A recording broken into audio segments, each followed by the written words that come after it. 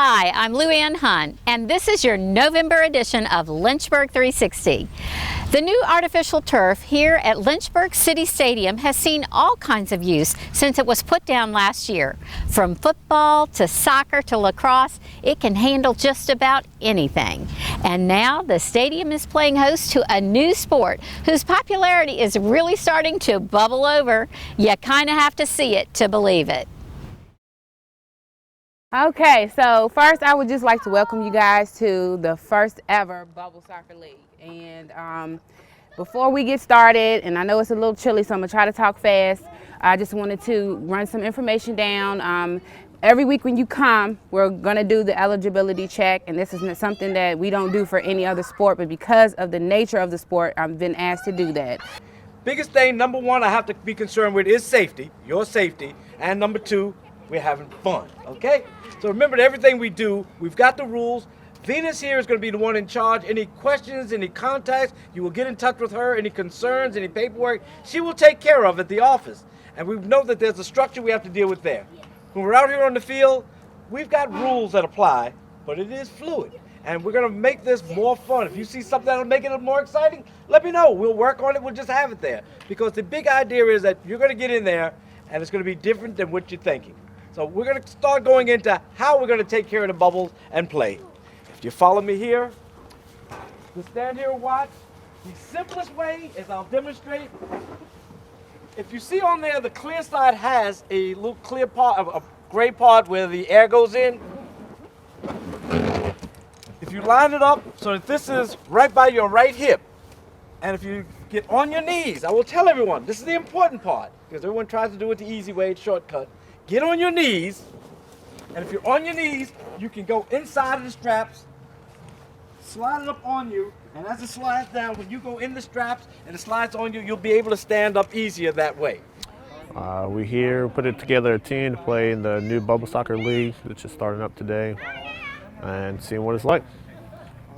I got a couple of local National Guard soldiers to play, and spouses and friends. We found on it. My girlfriend actually saw a link to it and sent it to me, and then I signed up to that. You wear these giant bubble suits, and that's pretty much the only thing it really has to do with soccer. There is a soccer ball, but just go out there and try to get the ball in the goal, but that's about it. Well, I think mainly to protect you. I guess it's, I don't know, some padding, insulation. But I haven't gotten in it yet, so I don't know, but I'm looking forward to getting into it and just kind of running around and bouncing off the ground and seeing what I can do. I've watched a ton of YouTube videos and people are bouncing around and doing flips and all kinds of fun stuff, so I'm sure to get in the ball and bounce around. As far as soccer, the rules are very flexible on this. There isn't out of bounds when the ball goes out, but we don't care who kicked it out. First person get to it, kick it back in. You will see it will not make much of a difference as to who touched it, who it went off. You're just going to get it back in play. Get it back in play. Today we want to stay outside because there are no goalies. We play defense. You'll see how that goes too. But there is no goalie around the cones. You have to move back and forth across there. The team you just can't park yourself right there. And we're just going to score a goal. As you will see, there's not going to be a lot of scoring. Well, then I've been fooled on one game. Actually, yesterday there was a lot of scoring in that one, but the others, no. You just want to get it between the cones over the blue net. That's good enough. I'll do the calling, and anybody that I like will get extra points. Those that I don't, might be a hard argument, but we're going to have fun out here. So you realize as we sort of go, it's going to be about really just getting the feel of the bubbles, the feel of the time, the feel of you being in it, how much energy to exert, how much strategy you want to have, and find out that it means nothing, and kind of go through, again, having fun. All right, and we'll do that for that time, and then we'll play another game afterwards, which is going to be another form that we will be doing as we sort of go through, because we do want to keep this to be fun. All right? Oh! Go!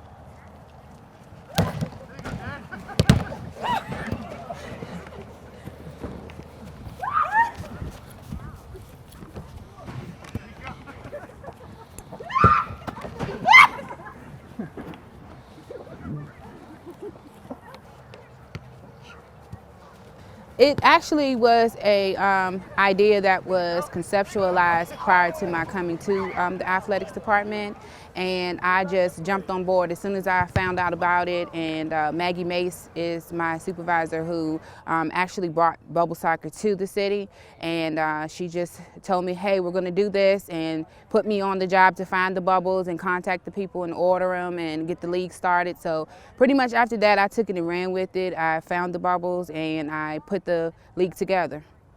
We offered bubble soccer in our fall catalog or activity guide, and then we also have Instagram and Facebook, so we had a lot of posts on Facebook and Instagram promoting bubble soccer, so it was very popular from its conception. The kind of people that signed up range from college students to high school, well, 18 and up, but the newly graduated students and adults. I mean, we have people from all kinds of walks of life, so it's very interesting to see what kind of interest that we receive from just this one sport. All right, so what's the strategy for the second half? Hit and score goals. Not much strategy. I just made a Facebook group and just asked a bunch of people, mainly people that I know that play the Parks and Recs. You know, April plays volleyball. Most of the team plays either softball or kickball or one of the sports. So I figured it was a good way to get some interest. No, honestly, it's just you need to come out and have a good time. Get some exercise, get out of the house, get off the couch. Bubble soccer, I think, is going to be something that we're going to see for a long time through Parks and Recreations. I see this whole stadium being filled with fans wanting to watch their favorite bubble soccer team.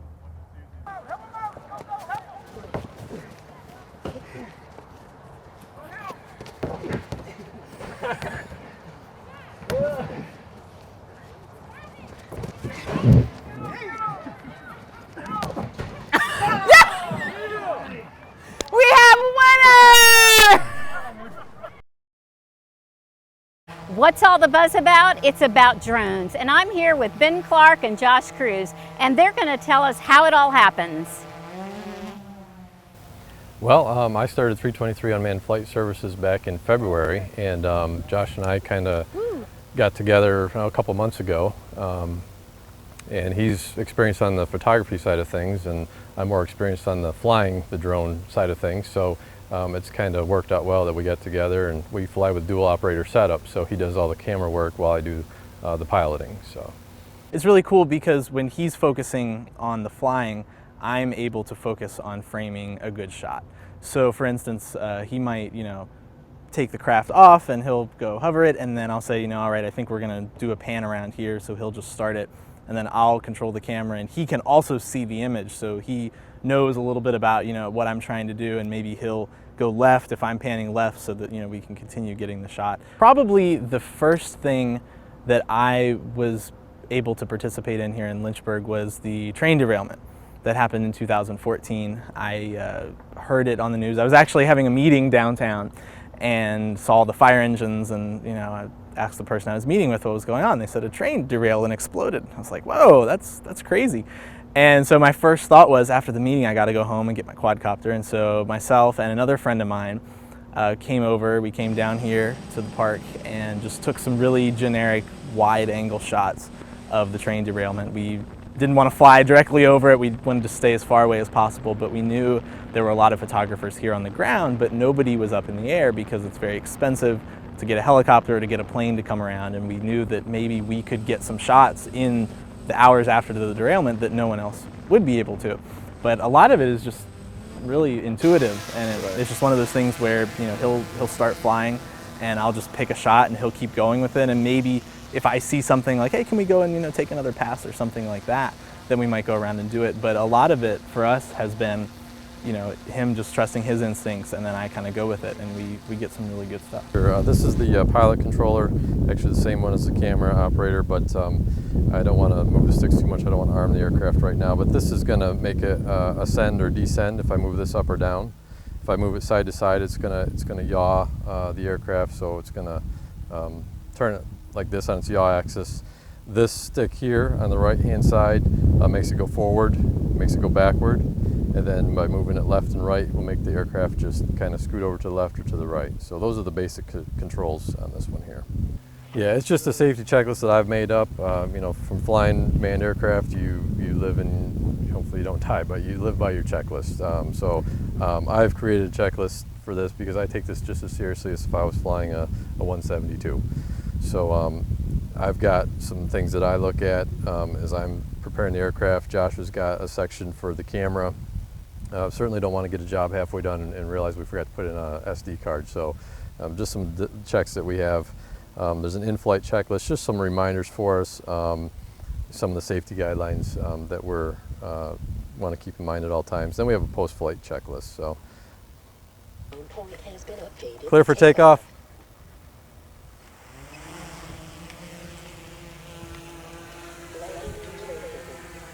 Some of just the basic safety guidelines that we follow is we don't fly over large crowds of people. That's just a common sense thing. If something was to happen, they are mechanical, so they can fail. So we try to keep them so we're not over large crowds of people. For the Hillcats game, for example, I just stayed on the outside of the stadium. I didn't fly over the people. We don't go any higher than 400 feet in altitude. I actually got mine set at 380 just so I have that 20-foot safety cushion, so nobody can ever accuse me of going over that 400. It has to be within our line of sight at all times. I can't fly it beyond where I can see it. That's where the dual operator setup comes in handy. My eyes are always on the quadcopter. So those are just some of the basic safety guidelines that we follow. So we do take safety very seriously. Yeah, I think probably the one thing that I would say is that as technology improves, the barrier of entry for this specific craft is going to become easier and easier. It's going to be a lot easier to get involved. Whereas a year and a half ago, if you wanted to make an upgrade to something, you had to know how to solder. Now you can buy equipment with that just, you know, built in already. So we're seeing a lot of people that can now just buy something off of Amazon, and you know, it's the same aircrafts that we have. You know, anyone can buy off of Amazon. So with more people entering the airspace, you do have a great safety challenge of how do you still operate? Like if we're at an event, there's always the chance that perhaps there could be 1 to 3 other people that might have, you know, an aircraft as well. So that's one of the things that we take safety very seriously and make sure that, as Ben said, we're not flying over large crowds of people, we're keeping line of sight.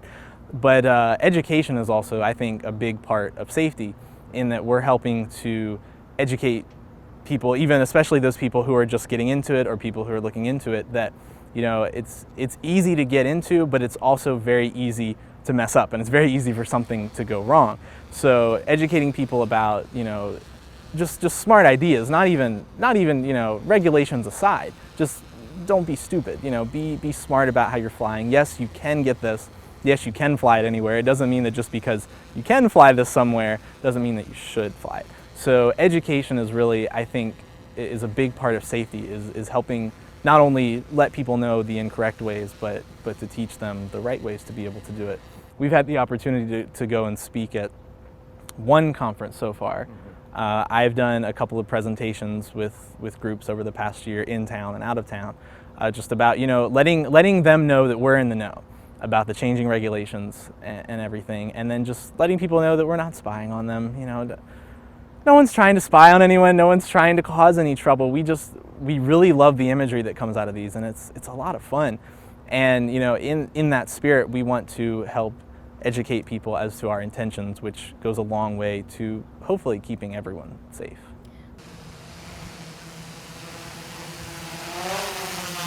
I was just going to say I would also support increased education for anybody that wants to fly these commercially. You know, as somebody that has some hours in manned aircraft, as a student pilot, I haven't flown for a couple of years, but you know, just I have a basic knowledge of airspace and regulations and whatnot.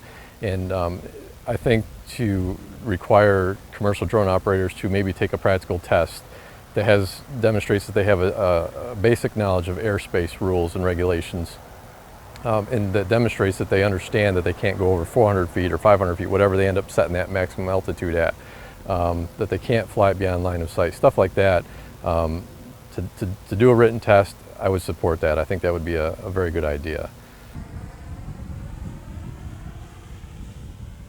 The other thing I guess that I would say as like a final remark would be that, you know, the regulations are important, being safe is important.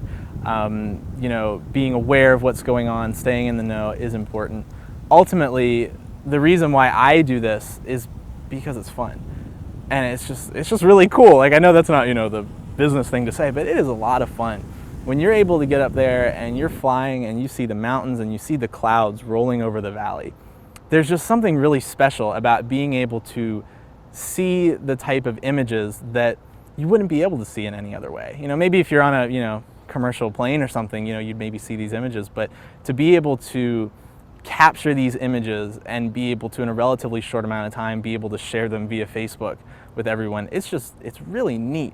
And as technology improves and advances, I think there are going to be some really neat possibilities that we're going to be seeing with this technology over the next, you know, even 2 to 5 years. So it's a really great thing at the root of it that is unique. And it's, you know, yeah, anybody can buy one, but not everybody is going to. And so it's great that we have the capability to be able to capture some imagery that we can then share with the masses.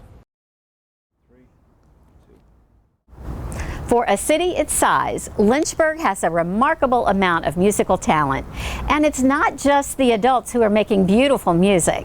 For 15 years, kids, mostly from middle school and high school, have been performing in their own symphony orchestra. In fact, they rehearse right here on Court Street. They've got a concert coming up next month, and Steve Smallshaw takes us behind the scenes at a recent rehearsal.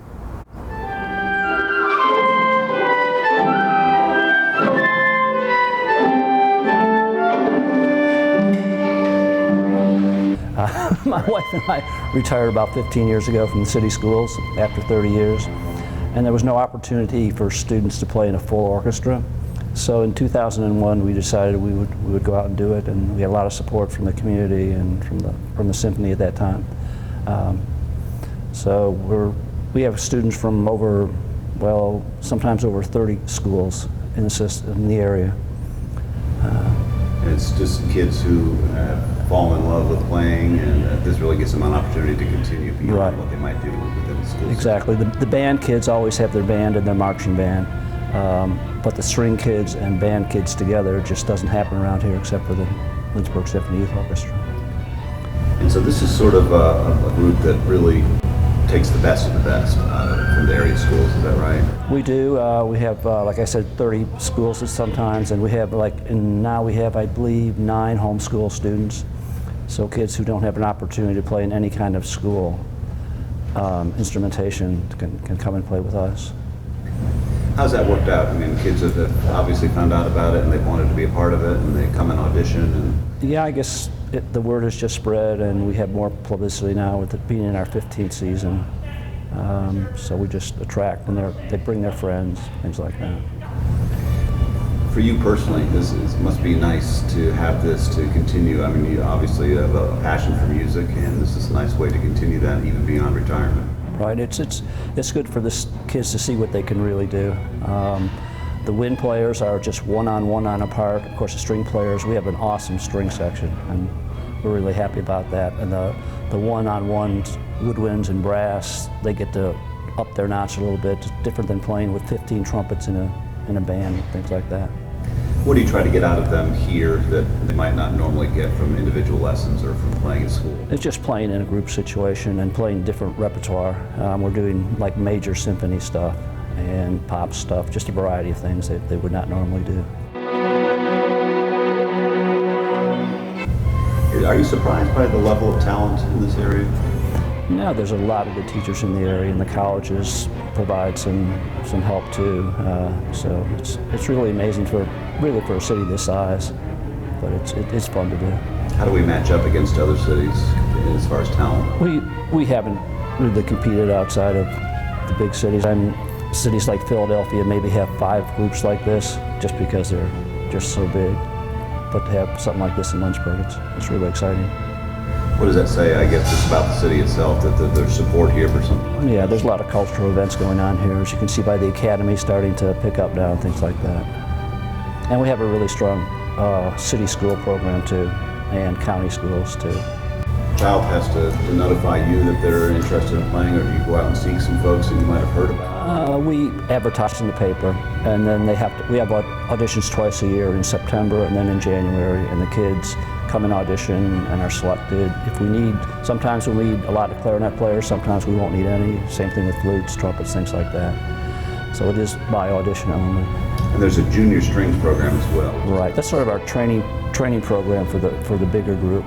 And we have kids down there in first grade, and some of these kids are just really amazing. And by the time they get to high school, that's why our string section is so awesome. When you choose the pieces, well, let's first talk about the concert that you'll be putting on in December. What will you be performing?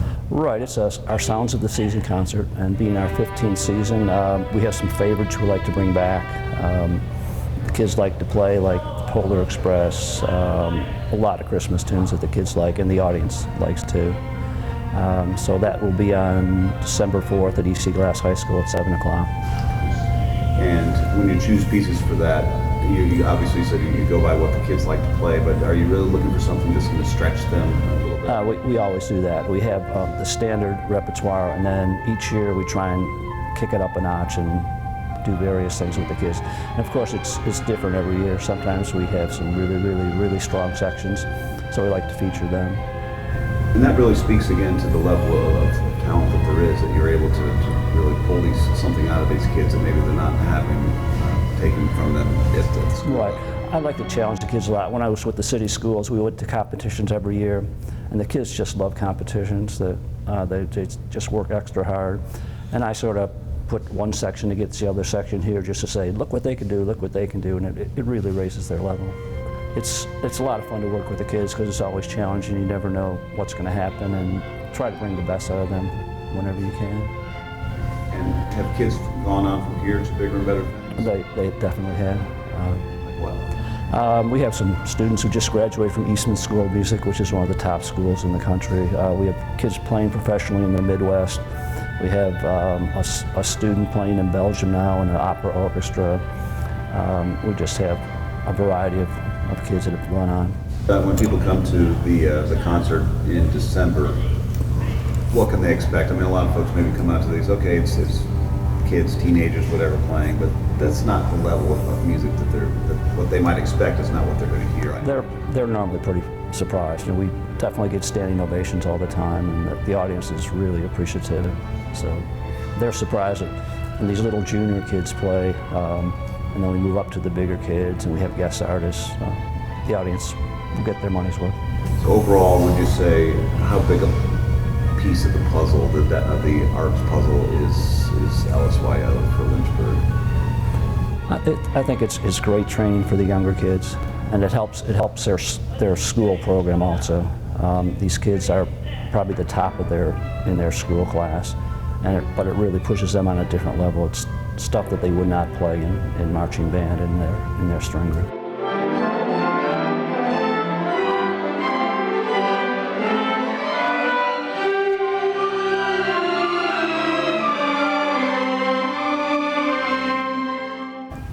There are lots of fun events going on this month as well. Let's check out the event calendar for something you might be interested in.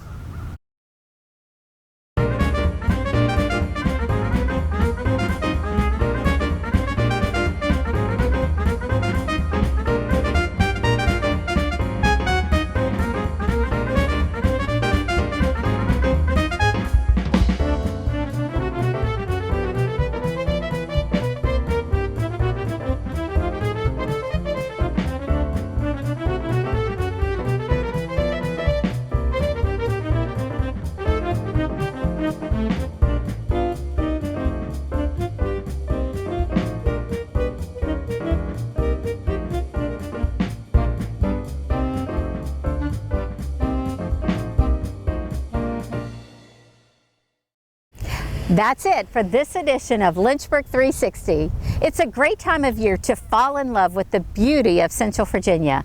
So make sure you take some time to get outside and enjoy the view.